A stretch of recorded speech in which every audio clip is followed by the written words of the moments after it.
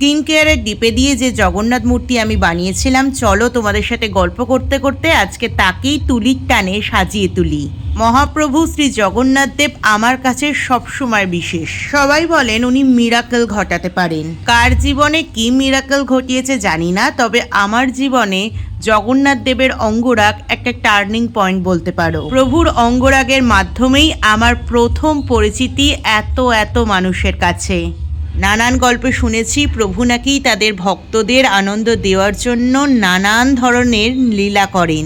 আমি একজন প্র্যাকটিক্যাল মানুষ, যদিও মন মতি বা ভক্তি ভরে ভালোভাবে তাকে পুজো অর্চনাই করতে পারি না, তবুও তিনি আমাকে তার উপরেই করা ভুল দিয়ে এত মানুষের কাছে পৌঁছে দিয়েছেন।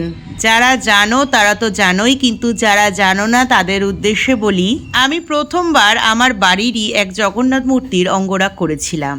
আমার অঙ্গরাগের আগে কুমোর বাড়িতে সেই মূর্তির অঙ্গরাগ হয়েছিল এবং তারা ভুল অঙ্গরাগ করেছিল, এবং দ্বিতীয়বার অঙ্গরাগের সময় আমি তাদের অনুসরণ করে প্রভুর অঙ্গরাগ আবারও ভুল করি। ওরা এত ঠাকুর রং করেও প্রভুর অঙ্গরাগ পুরো উল্টো করে দিয়েছিল। মাথাকে পা করেছিল, পাকে মাথা করেছিল। আর তখন আমি একদমই নতুন, প্রভুর অঙ্গরাগের বিষয়ে আমি কিছু জানতামই না, তাই ওদের দেখে হুবহু আবারও আমি ভুলটাই করি আর তোমাদের সামনে সেটা তুলে ধরি।